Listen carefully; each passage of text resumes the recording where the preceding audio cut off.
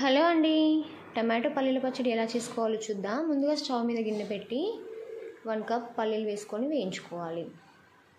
అదే గిన్నెలో 2 table spoons oil వేసుకొని పచ్చిమిర్చి వేసుకొని వేయించుకోవాలి. పచ్చిమిర్చి ఈ విధంగా వేగాలి.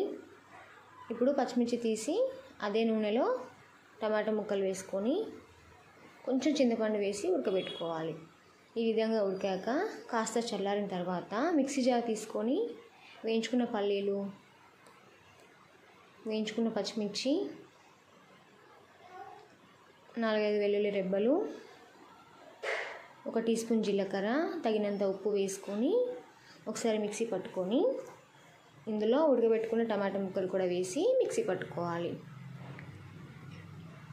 ఇప్పుడు పోపు కోసం స్టవ్ మీద ప్యాన్ పెట్టి ఆయిల్ వేసి పోపు దినుసులు, కరివేపాకు, చిటికెడు పసుపు వేసుకొని స్టవ్ ఆపేసి పోపు చట్నీలోకి ట్రాన్స్ఫర్ చేసుకోవడమే.